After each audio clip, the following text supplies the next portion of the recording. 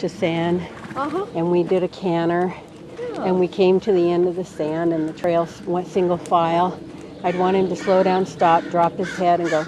Yeah, and that's it. You want that relaxed sigh, and they kind of go, all right, that's okay. Now we can just nosy. Yeah, and it having that off switch is real important. When you do a free walk on a long rein, and you want that head to drop, that's the one time we want the pole below the withers. We really want them to stretch. And it stretches the whole top line. It lifts the back, which is good because if they've been collecting correctly, they've been carrying you. They've been pushing that back up underneath you. And those muscles are working hard. So this is a nice way to stretch them out. But also that head drops, the adrenaline cuts off. Right. So not only do we have a horse that's stretching and doing good things to his muscles, but mentally he's letting everything go. Yeah. There's nothing worse than going for that lovely canter and then jigging for the next 20 minutes. That's right. He's so wound up, he wants to go again. And this is very nice. You're setting a good foundation for having a super reliable, relaxed trail horse or show horse. What a good boy. And my big hope is this summer, we can go on some rides. Yeah. Go down in the riverbed and bounce around down there. To ride. And, have him. Quite frankly, a good neighborhood to start him in is where I live. We have a very nice, everything's 12 feet wide. You don't have power boxes and stuff in the middle. We have very few dogs up against the fence because it's front yards. So you typically have the trail fence, some grass, house, and the yard's really in the back. So you don't have a lot of dogs in your face until you get to the corner lots, and then sometimes you'll have that, but it's pretty minimal. It's a pretty predictable loop, and it's a mile and a third just around my block, which well, that's a good ride for him. Yeah, I mean, depending on which loop you take, you can have a half-hour loop or a 40-minute loop or an hour and 10-minute loop, or and they're nice places to trot and canter when that time comes, and then you build from there. And once you're ready for the pinball game, you go to Old Town. All right. That's fine. I know. Julie made your head issue. As is your leg, I'm sure. Okay. Oh, yeah.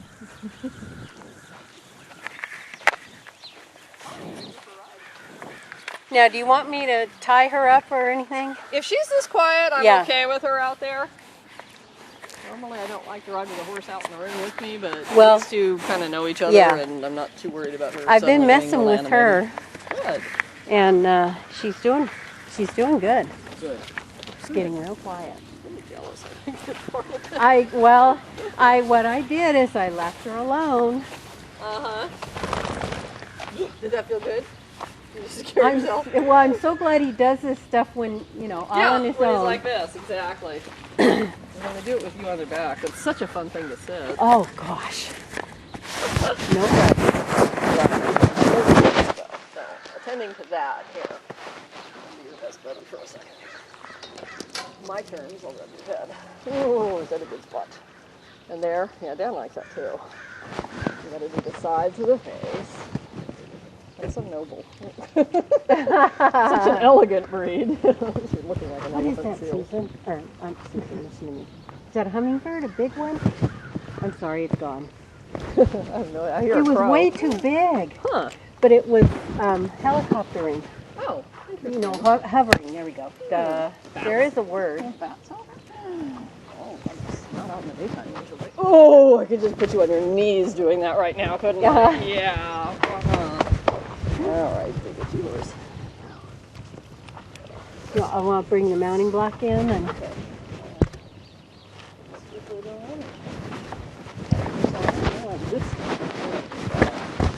Oh, you don't? Okay.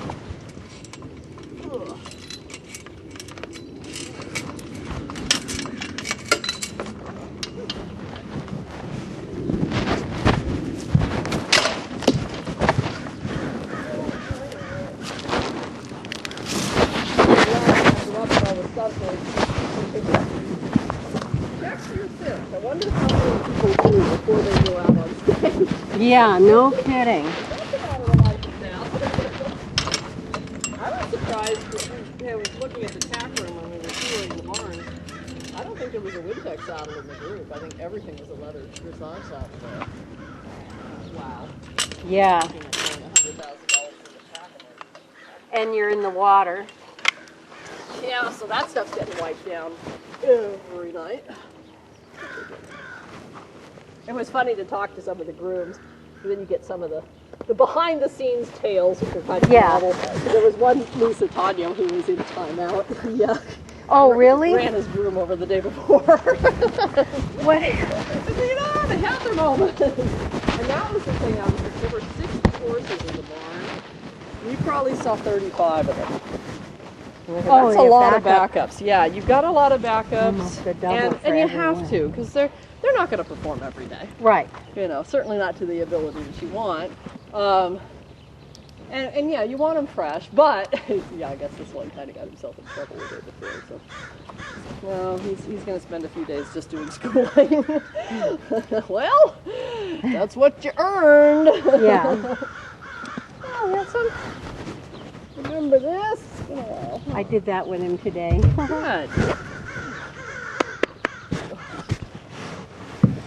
Playing like the other day, so oh, I know. It's Nancy's little Mustang. The Mustang that he decided. He's just like he wakes up in a new world every day. It's just amazing.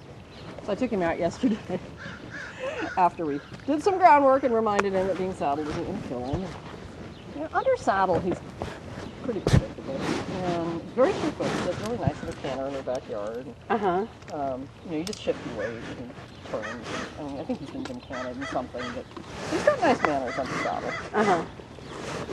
So we're out for a ride. And there's a branch in my face, which is pretty darn low considering his height. So I break it. Oh my gosh. Spook him? Well, he froze. Oh, okay.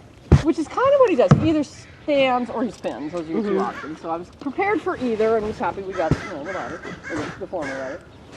You want to come forward? No, that's backwards. You come forward? No, walk around.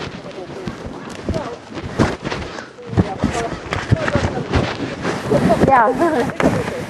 And about 30 branches later, he had come down to basically a shudder rather than Yeah. the major tremor that he had. I'm just going to bump that a few times. Oh.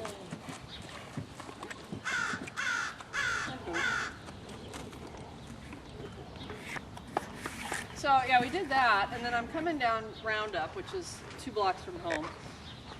And somebody's having a fence installed, and the dimwits that were doing the job decided dumping their entire load of supplies in the wheelbarrow in the middle of the horse trail. Oh. On the driveway of the house they're doing the work for. So there's like a 2-foot space. And I'm making the decision, do we go through the 2-foot space Or with go. the horse who's terrified, or cross the street? Across the street we have an upholstery shop. Oh. Who's using a staple gun. Chiking, yeah. Ching, ching, ching. So yeah, in case the little snapping noise I was doing to him earlier wasn't going to include that, certainly was. He decided that walking past the wheelbarrow wasn't so bad. So we girded our loins and went past. But when I got home, my message to Nancy was get bubble wrap. Oh, so, You just need to stand in the barn and pop it right before you feed him. Ah. So it's not going to be associated with the most miserable time of the day. It's, Yeah. you know, after the bubbles stop, then I get that. Okay. You guys are kind of food oriented. Just a bit. So what I want him to know is when I cluck to him and you're standing on a picnic table or a bench or a trailer or whatever your mounting block of choice is, you can move forward. Yeah. Ooh, good boy. And you can reposition. And then and get back up.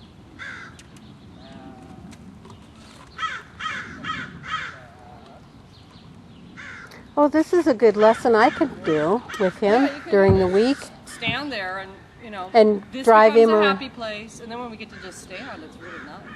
And that's what you want, is when you come up to a mounting block, it's not all fuss and agitation. It's, when do I get to stand still? Yeah.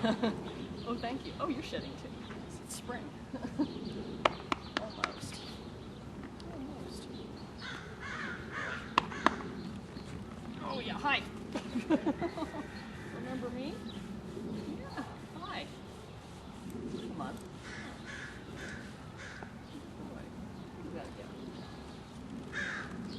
Looking at my feet. Ah. Like, oh, we're doing that today, are we? You can do better than that. And this is why we do all that stuff. Yeah.